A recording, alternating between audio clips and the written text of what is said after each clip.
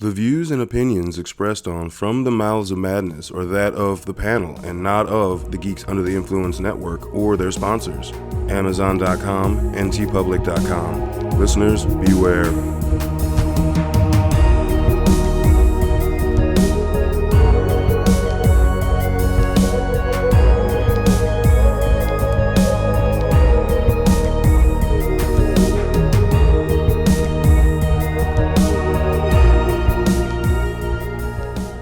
Coming straight from the Mouths of Madness, I am one of the hosts, Lowdown. With me, as always, is... F.U. Hunter. What's up, you turkey-eating motherfucker, bitches? Gobble, gobble, gobble, gobble.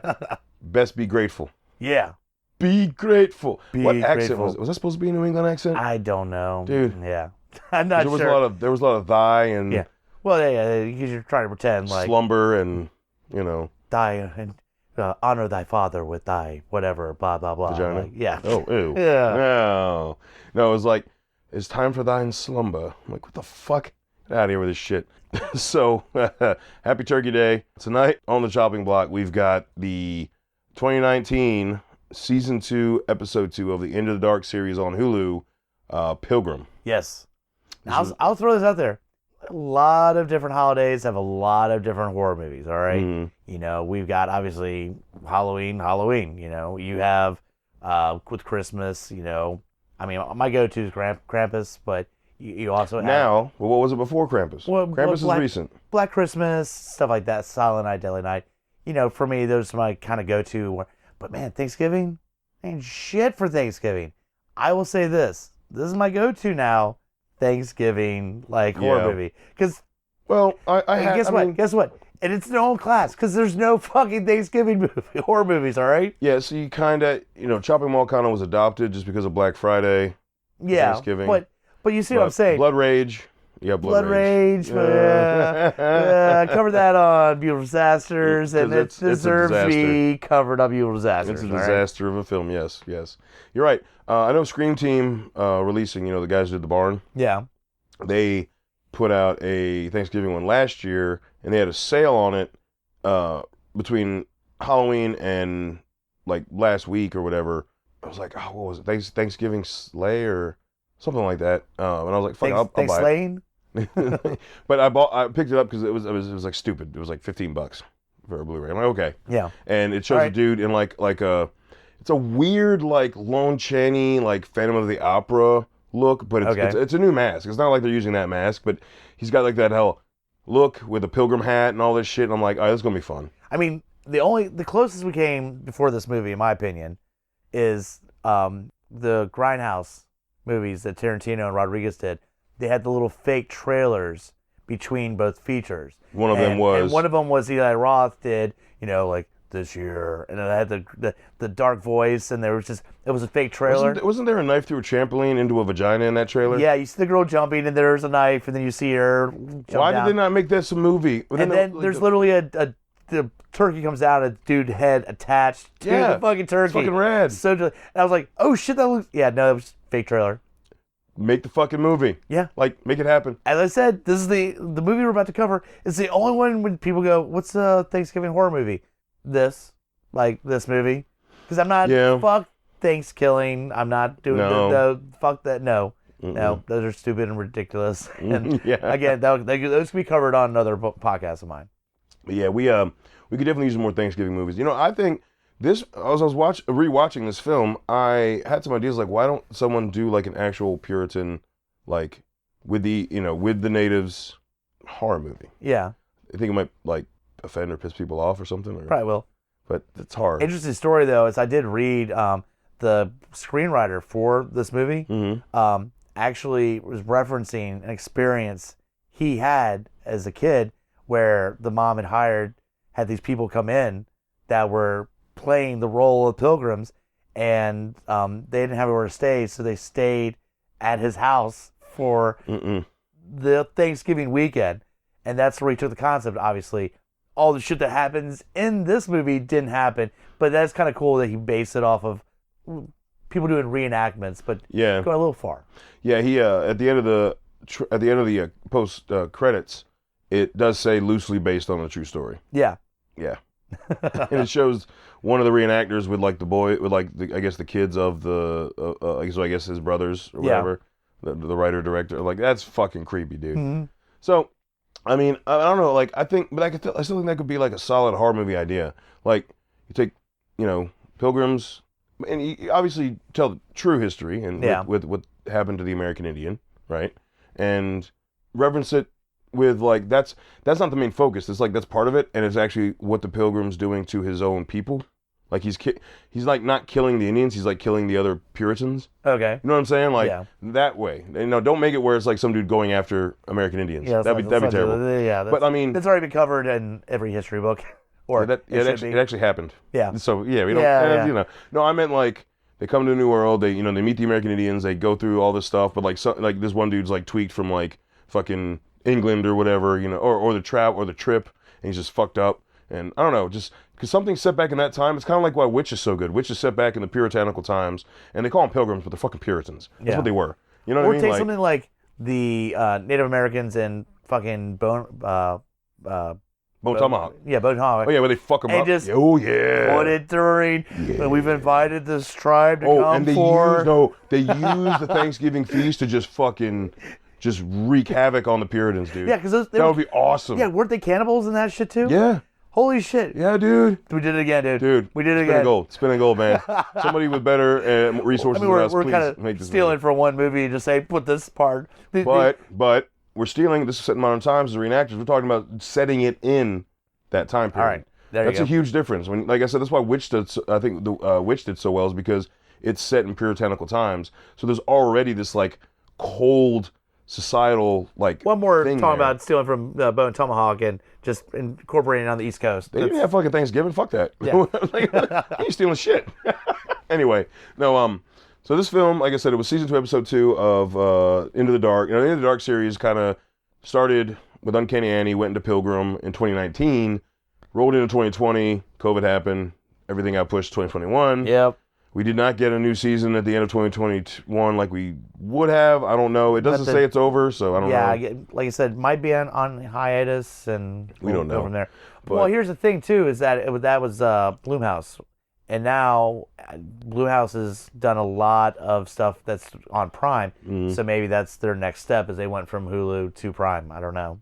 Yeah, but I hope they don't lose this way for people to get like their holiday fix. Well, they're independent releases out, like independent up-and-coming directors. We've covered what, a few. We've covered about 4 or 5, maybe 6. Yeah, and some are good, some are bad. Yeah, that's how it is. Yeah, like I don't really need to ever watch Treehouse again. Yeah, no, fuck that. I know. F. Hunter was so pissed when I was like, no, I mean, we should do like, yeah, god damn it, I don't want to fucking. Actually, the movie we're covering tonight was my first Into the Dark. This is one of the last ones I watched. Well, because I didn't get into it until season 2, and I'd seen a couple people post like, "Yeah, I'm watching Pilgrim for Thanksgiving," and so I was curious. So that was kind of my jump into the Dark series, was my curiosity for this movie, because I was like, again, oh wow, nobody's really done a Thanksgiving horror movie. Here you go. So that was my first jump into the series. Nice, and it's, like you said, you've got at this point a mixed family, because the wife died. Or left. No, she just left.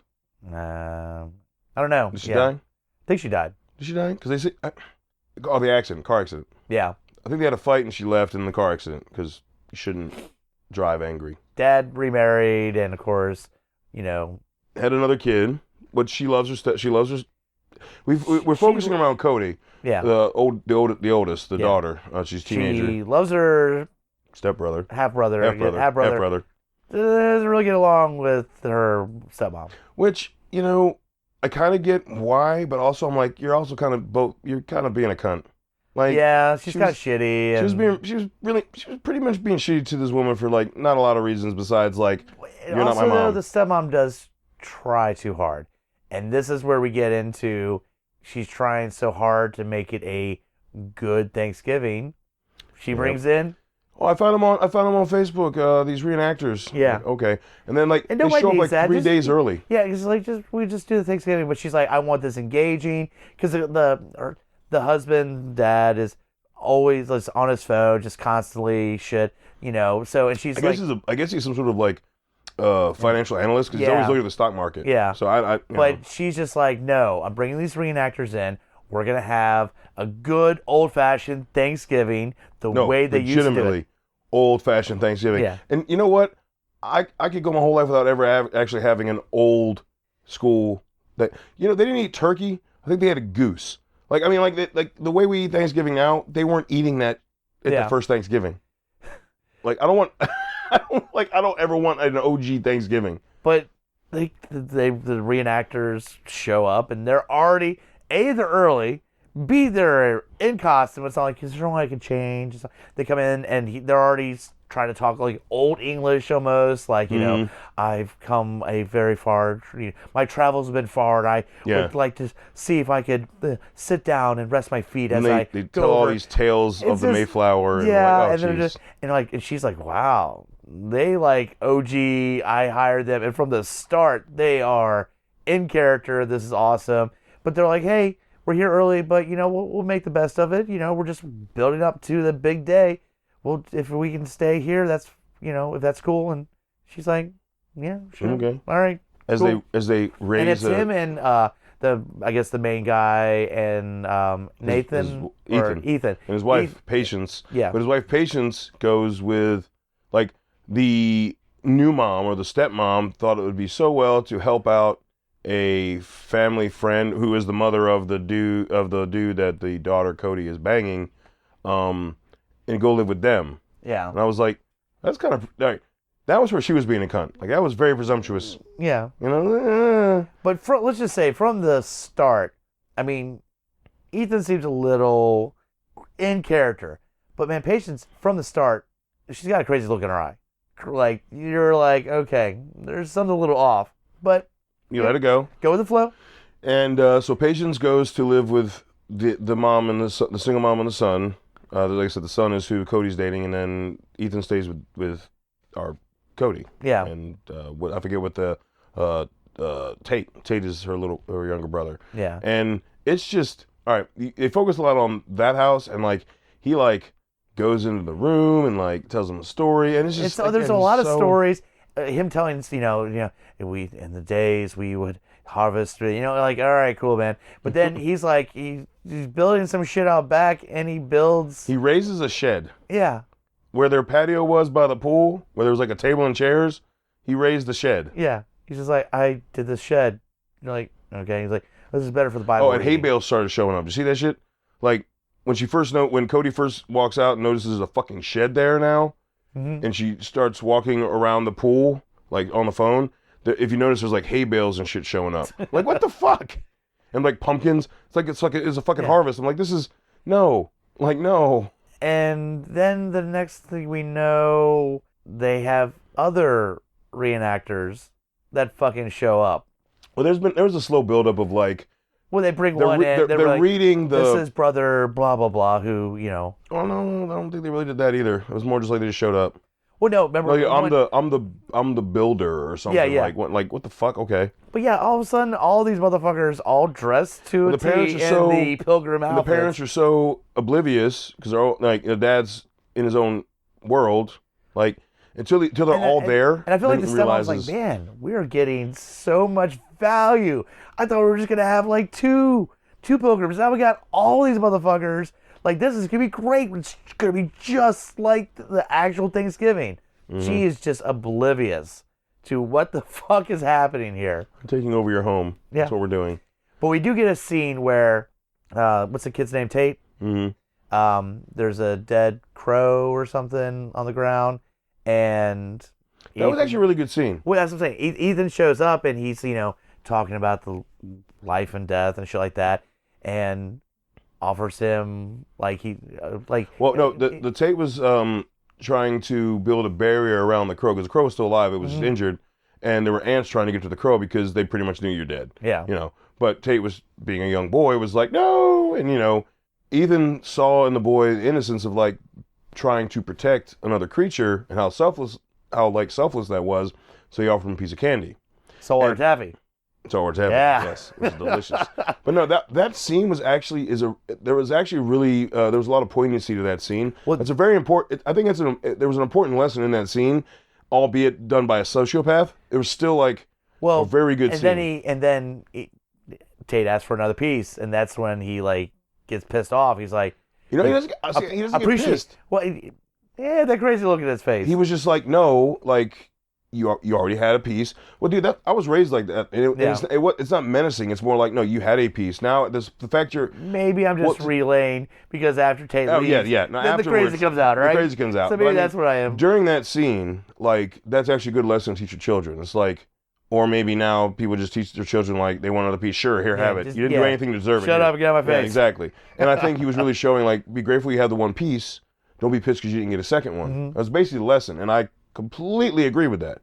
You know. But then Tate walks away, and then we get a little monologue of Ethan talking to God, or well, he did that with the kid there. He was like, "See, I didn't have to take anything." I'm like, "Oh, fuck." And then do we call it mercy kills? It was a mercy kill, or just a fit of rage? Because I mean, there's a fine line between you know what, you're gonna die anyway, and I'm stomping the shit out of you to kill you. Yeah, no, it was definitely a mercy kill, but there's a question there because of the look in his fucking face as he stomps the shit out of this bird. All right, didn't come off as mercy kill. Came off of I've got some shit to work out, and you're here. Well, you get your first taste of that when he leaves, because like Cody walks in to him telling Tate a bedtime story, and then Cody's like, "Hey, time to go to bed. Get the fuck out of my little brother's bedroom, you fucking perv." Yeah, what are you doing, man? Seriously, you don't know this motherfucker? Person we've known for less than a day that's moved in, like, yeah. It's fuck. Like, and as parents, fuck that shit. As a parent, Hunter, really? Would you like, I have known you for... But they stress, dad's on his phone or whatever, and mom's just like, this is perfect. He's getting story time with real pilgrims. Like, people that think they're real pilgrims. Like, she just doesn't pick up on all the signs. No, this is bad. Bad. I'd be like, hey, dude, get the fuck out of my house. Yeah. Like, come over on Thanksgiving. Cool, right? All right. I don't give a fuck if you sleep in your car. Sorry. I got... Here's money for... I'll pay you extra for a slum hotel room. The teenage daughter seems to be the only person noticing, this is fucking weird. But no one's paying attention to her because she's being a fucking bitch. Right. She's not like being like genuinely like, hey, this is fucked up. She's being her normal shitty self. Yeah. So as parents, having a teenager, you do turn that shit off sometimes because you're like, I'm tired of you being an asshole because you're a fucking teenager. Well, and stepmom's like, she's going through her phase.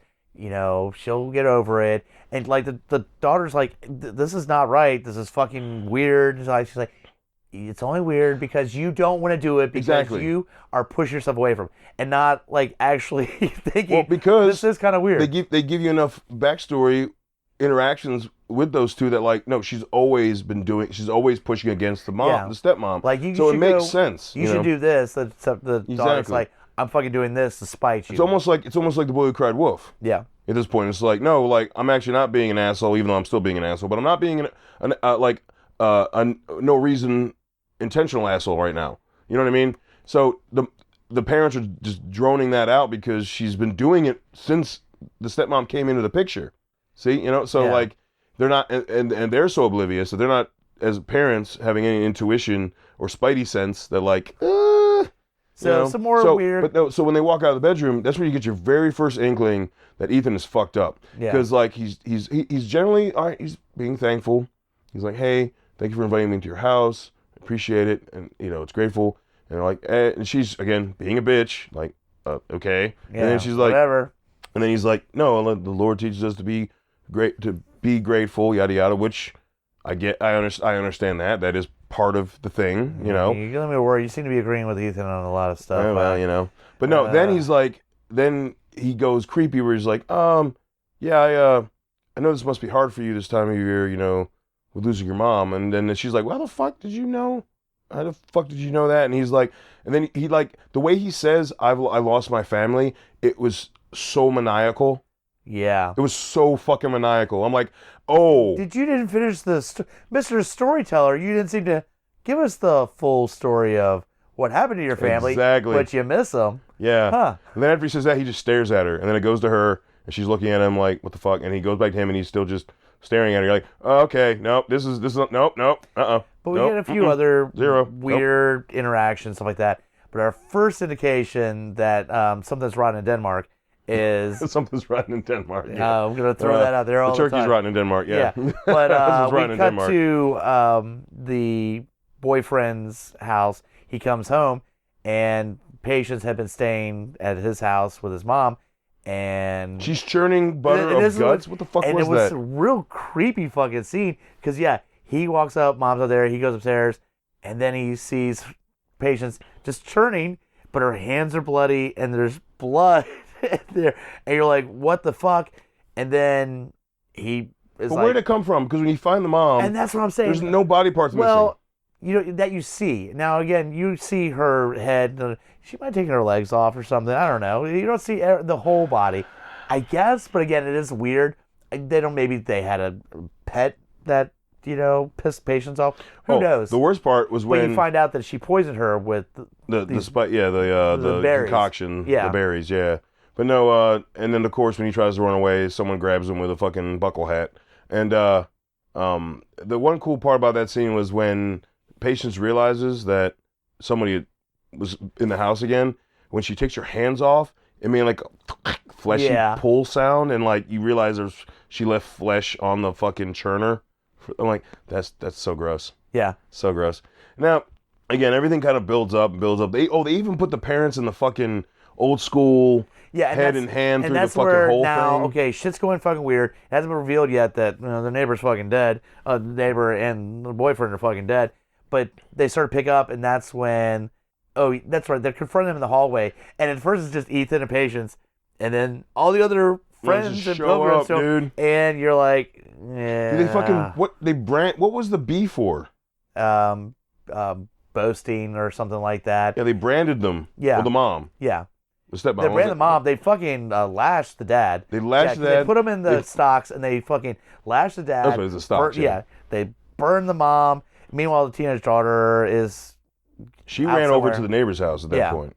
Yeah. And I can't remember where was the kid. Tate was hiding. Okay. Tate was like hiding through a lot of this. He's like, this is fucked up. Yeah. But yeah, dude, the put him in the stocks was like, holy shit. Yeah. But the branding thing was fucked up because like you just see all the steam roll out in front of the mom's face. I'm like, she just had to be like, that's my skin. That's me. That's me. They just go inside.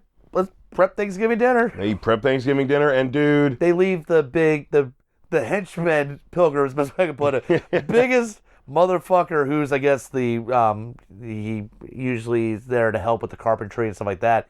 So he has all of his tools out there in the backyard with I guess where they built the stocks. And daughter's able to show up, distract, get them out, and then they grab all of those fucking tools and beat the shit out of that guy. It's good. It was like they did it as a family. Yeah. What did the dad Shane the dad's name? What did he say? He's like, did we just do a murder? Yeah. As a family? As a family. I was like, that's awesome. Yeah. And you know what? Thanksgiving is a time for family. Yeah. It doesn't say what the family has to do. They murder the shit out of some crazy dude. But in this, the stepmom and Cody get captured. The dad runs up the truss, which is what the boyfriend used to get into Cody's room to fuck her. And the dad used the same truss. No one questioned like, hey, no, if you go up this, my window's unlocked. You go in that way. Like, what? Yeah. Like, yeah. How? How would you know that? My dad's Spidey sense be like, how the fuck did? But we're talking after this. He regrets the fuck out of that because he gets up the knife, and then he gets pushed back. Yeah, he gets stabbed in the hand, dude, and it rips falls out. off there, and then he's on the ground, and you get a hazy view, and there's Patience with an axe to the head, and well, they don't even say that. You see the axe go up, and blood come black. Yeah. So. No, when she brings it down, you see a red splat. Okay. Yeah. And so then the mom and the stepmom and Cody are tied up at the dining room table, and all the Pilgrims bring out all these. Nothing looks delicious. Like nothing looks like I want to eat it. Yeah. Oh no! First they help to prep. Yeah, that's They're right. Prepping. Yeah, they were like you will help with making. And then she fucking stabs Patience in the head. Yeah, and that's the thing. They're prepping. She grabs it. She stabs her through Patience's hand into her head. So literally, Patience's hand is attached to her head through a knife. And you're like, when she pulls that out, I was like, she must have missed everything. And that's where you get mega crazy. Yeah. Because Patience looks and goes, "Oh, you gotta do better than that, bitch," and literally pulls the knife out from her head and through her hand, and this look of like, Well, she looked at Ethan. She was like, if you're gonna kill me, go for a headshot. Go for the eyes. All right. Well, she looked at Ethan and she was like, I'm okay. Oh, and this was all after they did the dunk tank. Yep. Yeah. That's originally what happened. To bring out the reveal. Like, what Ethan say is like, oh, not yet, but you will be. I'm like, oh, you fuck. He's like laughing the whole time and like they're like, oh, creepy ass fuck, shit, dude.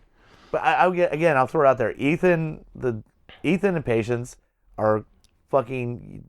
They're crazy. Yes. And completely. They do a good job communicating that. Yeah. Once they don't have to pretend like that anymore, and they're just like, no, we're crazy as fuck. We're just gonna kill the fuck out of everybody. I mean, yeah, like that's where the movie really picks up steam. Like it's just like. So I wondered if it was because when they come in the house, they realize that they're not grateful for what they have, but if they came into a house where somebody was grateful, how would that go?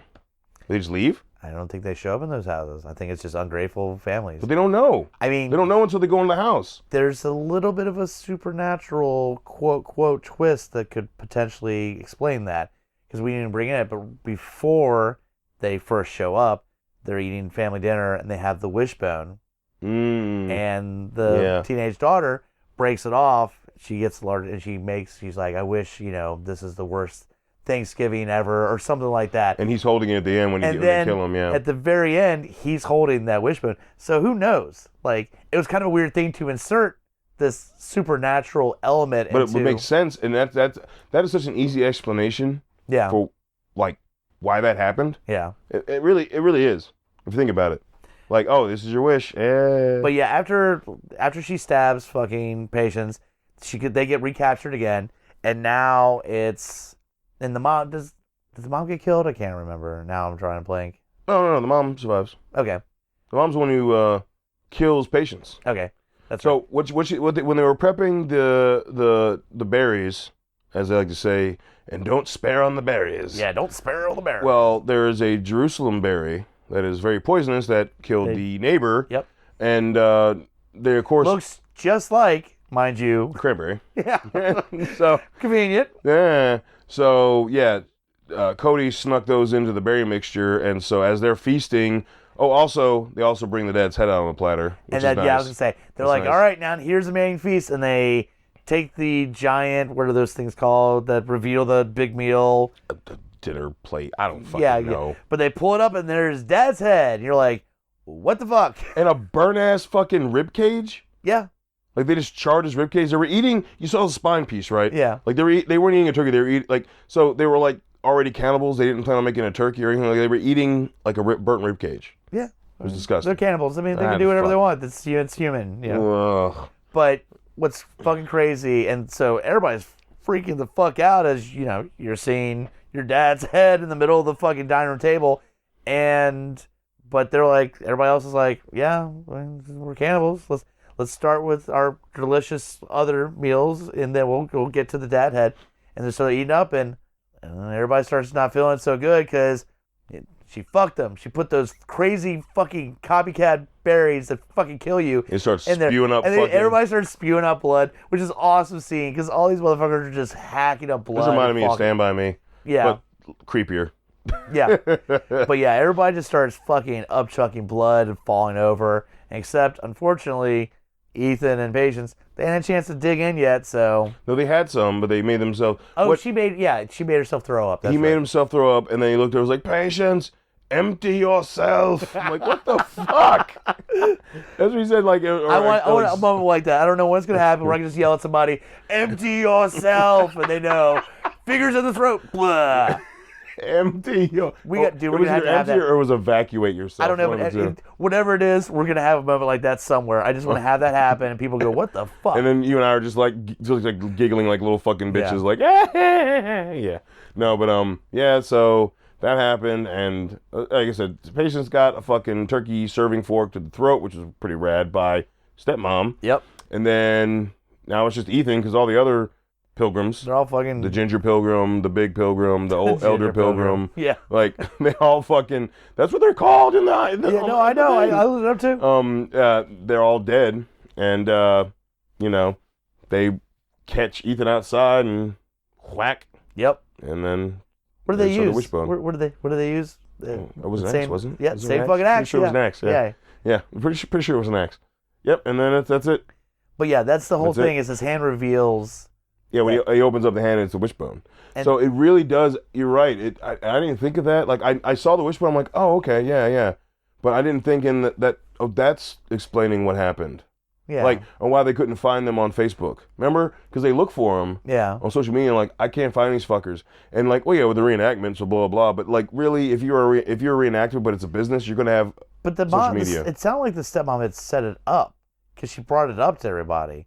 So it wasn't just like, hey, can we do a reenactment? Like it was planned. So that's where it kind of throws it off. Like, is this some crazy motherfuckers that go in there and take Thanksgiving so hardcore that if they see people not thankful, they kill the fuck out of them? Or is there some supernatural element that has a calling to them showing up at this house? That's what I can't figure out. Yeah, and you're right. I really can't either. And maybe that's the point. Yeah. Is you got to decide for your own. I'll throw this out there. It's because of how much I enjoyed this, for me, first in the series of watching something Into the Dark that made me continue watching it. So I hold this in pretty high regard. It's not great. Next up was another good one with Julian Sands. Oh, Nasty bit of work. Yeah. That's another good one. But I'm saying this because, again, not top great, but enough that I was like, all right, I can see what they're doing with good. this. As far as horror films go, it's actually pretty fucking solid. And that's the thing, is that was so it what passes, encouraged, folks. We're saying it passes. Yeah, it's what encouraged me to go into the other Into the Dark movies, was this one being fun. Again, there's some bad ones. Yeah, there's some bad ones. But no, they're not all great. But if I put this, but it's a good thing I started with this. So let's just say it. If I started with Treehouse instead of this one, might not have continued into the series. All right. What's crazy is I started at the beginning, so I started with The Body, which is hilarious. Yeah.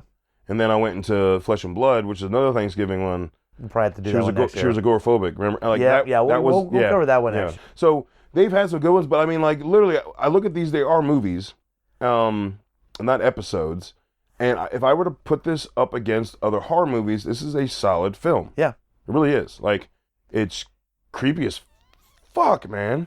And again, it doesn't have any challengers.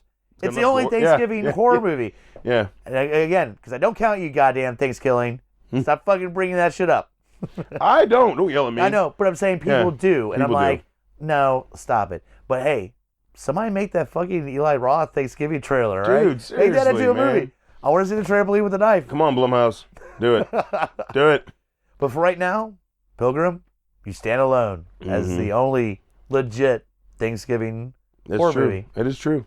So hit us up at lowdownbrown.gmail.com. Let us know what you think. If we missed a Thanksgiving horror film, please let us know.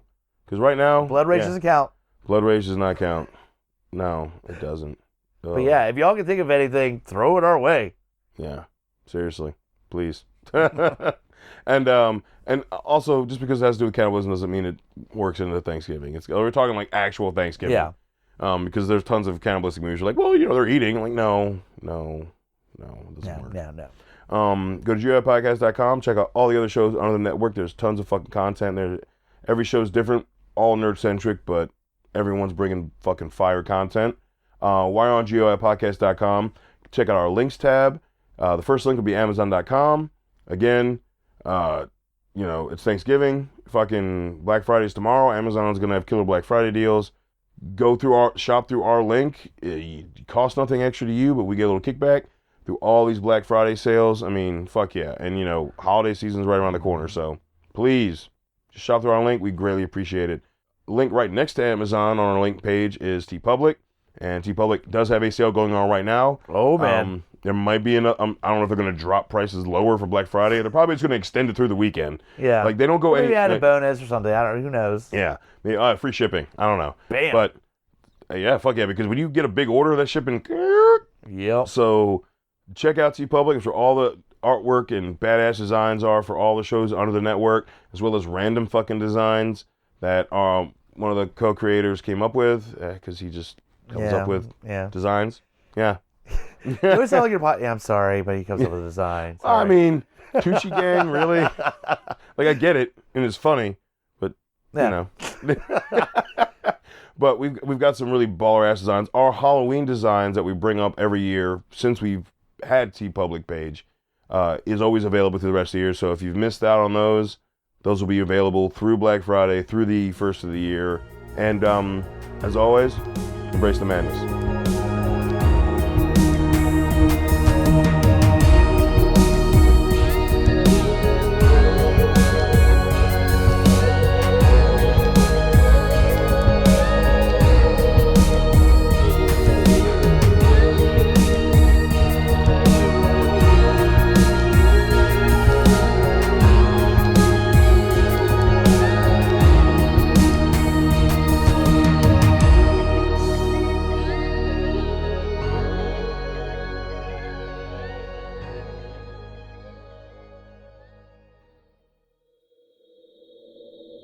Join us at GUIPodcast.com.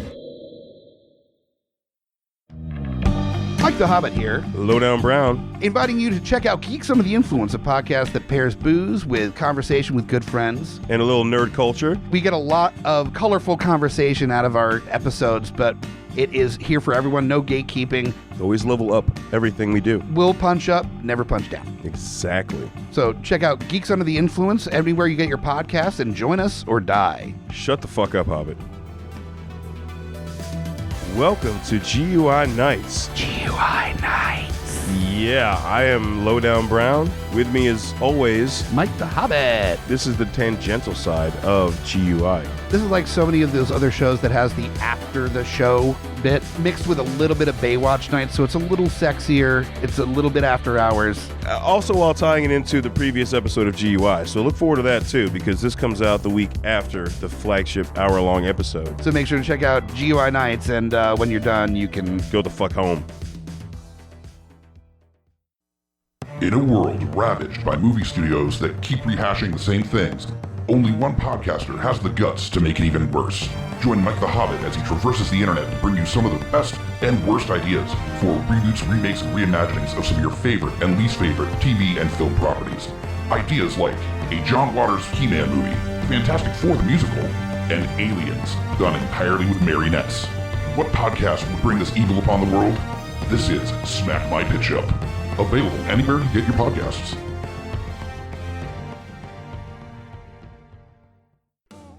Hey guys, Scotty Big Daddy Preston here. That's right, the Geek Father, asking you to join me here every other week with friends and family of the GUI Network as we go through all the trials and tribulations of being a geeky parent. So remember, join us or cry. My name is Amy Bogard, And I'm Mike the Hobbit. and we are the hosts of Deeply Upsetting, where we use our expertise to answer your most upsetting hypothetical quandaries, such as, what non-winged animal deserves wings? And what body part deserves a secret mouth? Which cryptid is the worst roommate? These questions and more that plague you will be answered on Deeply Upsetting, available anywhere you get your podcasts and at GUIPodcast.com.